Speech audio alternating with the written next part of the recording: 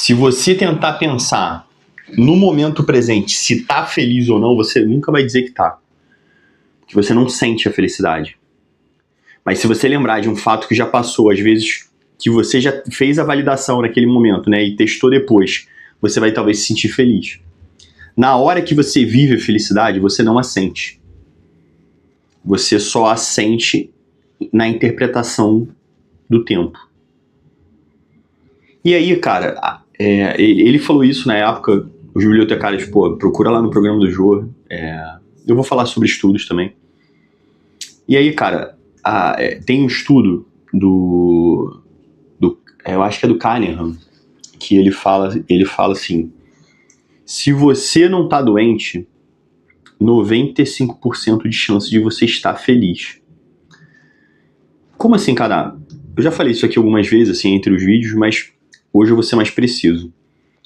O Kahneman, ele fez um estudo tentando entender a felicidade, tentando entender, ele acabou descobrindo outras coisas.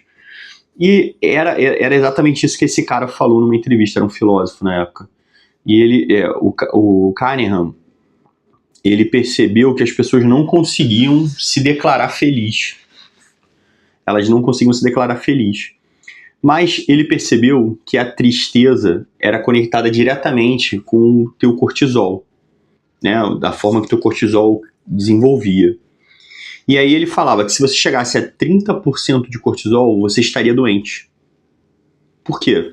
E aí vai uma coisa que eu ensino no curso de Anatomia do Combate, e eu também ensino no curso de Mentalidade, porque no curso de Mentalidade eu falo sobre fisiologia do corpo. O cortisol, cara, ele é o nosso hormônio de estresse, que ele tem a função de ser nosso medidor de perigo. Imagina que a gente tem 3 milhões de anos como espécie, né, e só 8 mil como sociedade. A gente tem, né, soluções no nosso corpo há 3 milhões de anos de espécie primitiva. E aí, o nosso corpo sofria ameaças com risco de vida. E normalmente, numa fase primitiva, para você sobreviver ao risco de vida, você precisa lutar. Ou você precisa correr. Ou você precisa se controlar. Desculpa, rinite. Então, né, são os 3 comportamentos que a gente faz quando o teu cortisol sobe. Quando o teu cortisol sobe, você ganha mais força, mais velocidade, mais resistência à dor. Você ganha uma porrada de qualidade que te faz um super soldado.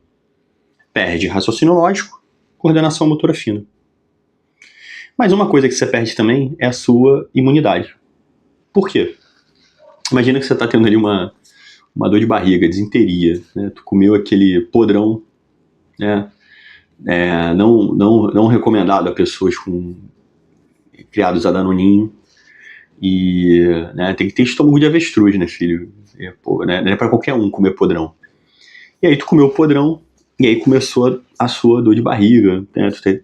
Cara, parece que o mundo vai acabar, tu não consegue sair de perto do banheiro. Irmão, se aparecer um tigre, né, você vê o tigre chegando, claro, o seu corpo, ele vai subir o cortisol, né, tipo assim, esse tigre vai devorar a gente se a gente não correr. Ele vai subir o cortisol num hype forte. E aí quando o cortisol sobe, o que ele faz? Ele fala, irmão, a dor de barriga é um problema, mas o tigre é um problema que vai matar a gente agora. A dor de barriga pode ser que mate, o tigre vai matar. E aí quando ele supera isso, ele anula toda a nossa estamina. A estamina é o que espalha, né, é o que vai ajudar o seu corpo a espalhar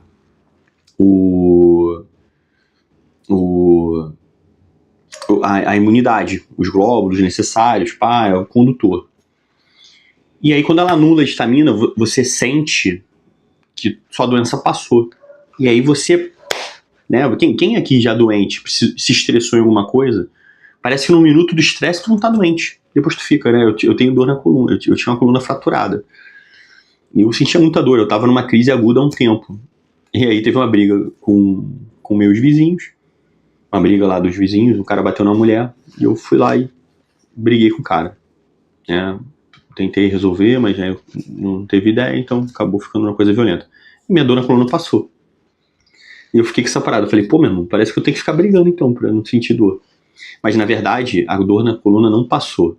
Mas o corpo, ele anulou os receptores imunológicos que ativam a dor para eu ter melhor capacidade combativa.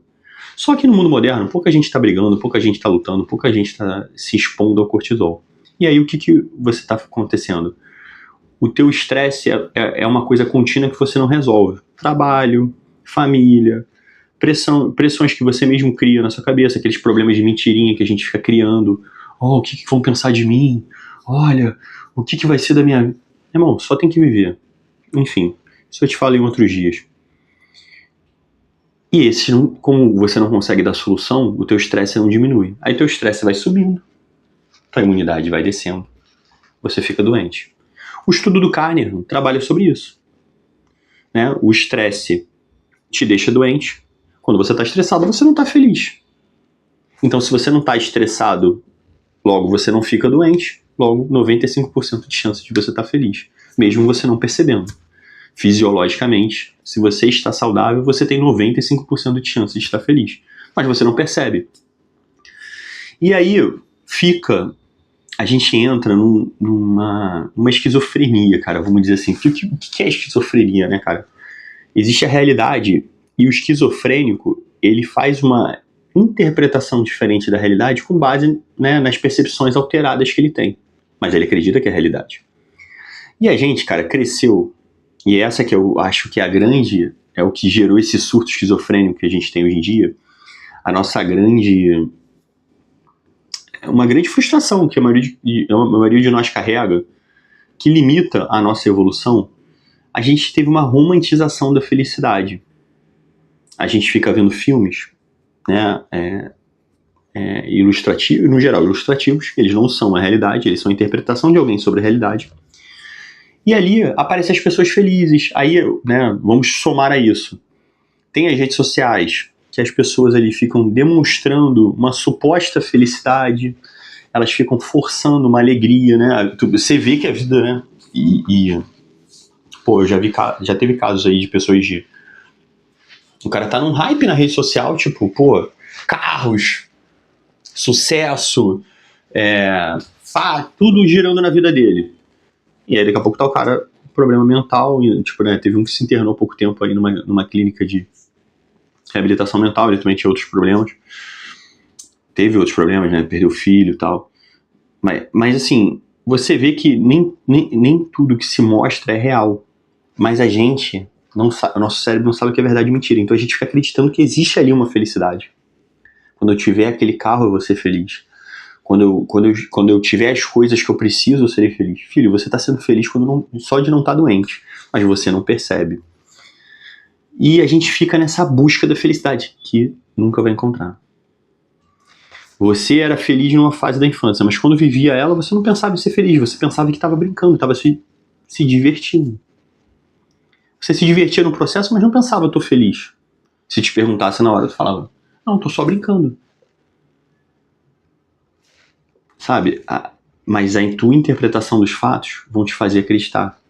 E aí vocês ficam e aí vocês vêm direto comigo, buscando a tal motivação, a tal felicidade. Aí vocês falam, pô, cara, teve um que conversou comigo esses dias. Cara, eu tenho carro, eu tenho família, eu tenho isso, eu tenho aquilo, tudo que eu quis, eu consegui.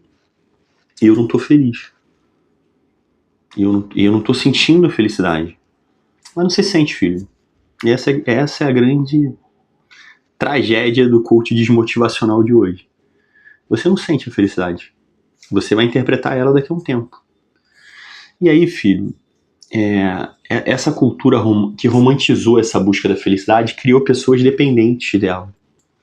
E aí vai buscar a dopamina barata, os vícios, né? Começa a empurrar essa forçação de alegria, essa forçação de estimulantes, né? Aí um remédio para te deixar zen, outro remédio para te fazer dormir, um remédio para te acordar. Cara, isso é doença. Tá criando pessoas dependentes. Cara, eu vou ligar a luz aqui que a claridade não tá boa.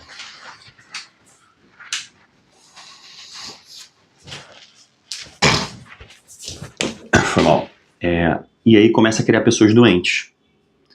Filho, cara, então, felicidade não existe, eu tô feliz e não percebo.